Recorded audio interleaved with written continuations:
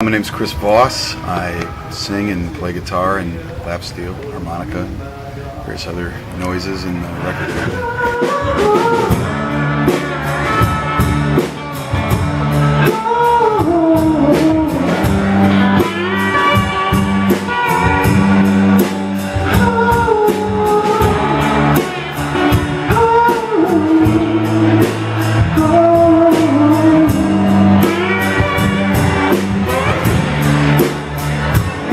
Got bloodshot and cheap love, and she cared about everything all wrong. She took out the fun and counted it.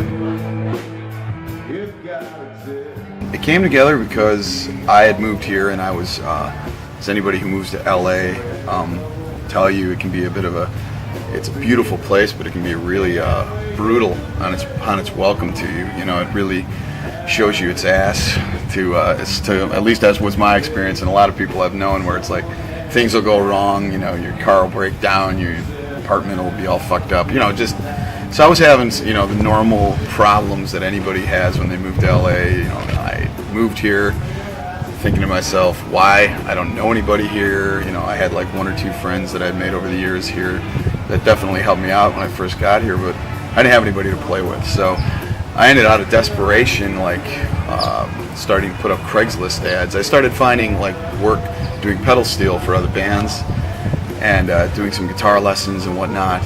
And then I put up a Craigslist ad, and I was off with a band on a little short run of dates. And my wife, who is does marketing for a newspaper, I called her and I'm like, my Craigslist ad's about to run out for trying to get together with people. Could you refresh it? Well, she looked at my ad and she was like, this ad is crap. So she wrote a lovingly fraudulent ad, that then caught the eye of our now bass player Alex, who says he'd never answered a Craigslist ad. So he called me thinking I was like some touring musician or something. He's like, hey man, I'm into playing with touring bands. And I'm like, dude, I'm nobody. I don't have a touring band. And so he was like, oh, okay, well, he's not looking to get into a startup band.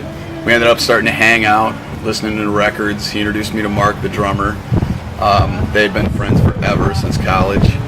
And we would just get together and listen to records and have a few beers, and started noticing all we wanted to listen to. I'd put on Jimmy Reed records and John Lee Hooker records and old Rolling Stones, and started realizing that we had really common tastes, that we all were gravitating towards the same records. So one night we were just listening to some tunes, and one of the guys said, well, we're listening to a record called Hooker and Heat, which is John Lee Hooker with canned heat. It's one of the best blues records ever.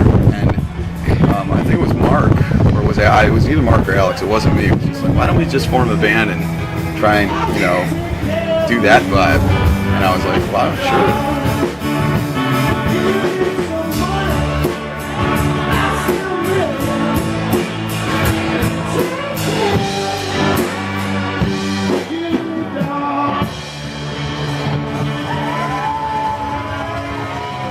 What you name your band, is a really important thing as far as how you're going to be presented. Is it accurate to, you don't want to name yourself, stone death metal, whatever. You don't still want to name yourself something that doesn't make any sense for who you are. And it's very hard nowadays because there have been so many bands in the past and there's so many bands presently. So coming up with a string of words that hasn't really been used is difficult. So we had these lists, and I was writing lists and lists of band names, and just terrible, horrible, embarrassing band names. And I was really getting anxious because we had been recording. We got together in October of last year. We had been recording. This is probably getting up towards December. We still didn't have a band name, and it was really becoming a problem. And we were like, well, we can't play out until we have a band name. And Alex, bass player Alex, just willed it. He just was laying in bed one night, and he's just the way he describes it, he's like, I'm looking up at the ceiling, I'm like, see the name, see it. And then it just said he saw the record company in his head, and he went over to his computer and he typed it in, and he noticed that it hadn't been really taken, so nobody was using it. So he called me. He's like, I think I got an idea for a band name, and he says the Record Company. And I thought about all the ways we came together, and all the things that really means, that name, as far as like what it means, what it could mean. And I thought, yeah, that's great. So that's the way we went.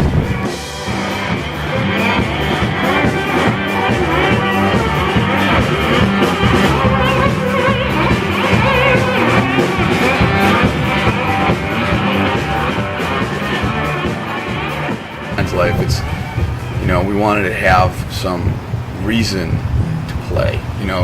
There's nothing worse than rolling 4 weeks of dates together and playing empty rooms and emptying your bank account and coming back home just broke, lonely, and scared, and we don't need to go through that. Sometimes there's a misconception that that's working hard. I don't agree with that. I think that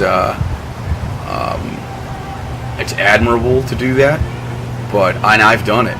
And the reason I don't think it's working hard is because it's just not working smart. You gotta, for me anyway, I'm not, trying to say anything about somebody else's thoughts, but as far as what I've seen and learned, it's the worst thing you can do is just roll yourself out there, and not have any interest in people coming. Just going to a town and thinking people are going to show up is ludicrous. Even if you can write bloggers and everything. It's just like, get a little traction in your own area. Waylon Jennings used to preach that up and down. He's like, sit somewhere, learn who you are, play your sound, get it together.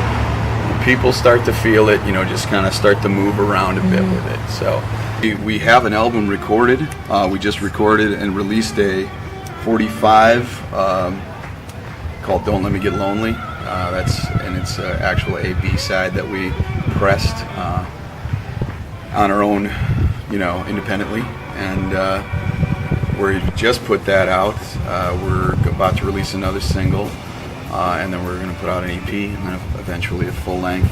We have all the material for a full length, but it's just kind of, letting some material out and just slowly letting people hear some stuff, not instead of just putting out 14 songs. I mean, there's so many bands out there, and there's so much music. It's just like kind of build a little interest in a few tunes, and then put more material out when there is interest for more tunes, so that's kind of our thoughts on that. So that's kind of where we're in the middle of right now. We're heading towards putting out, a greater number of tunes. They're all recorded though, they're ready to go. We're recording every week, so, because we do all our own recording and mixing and mastering, so all the stuff we all do in-house, so.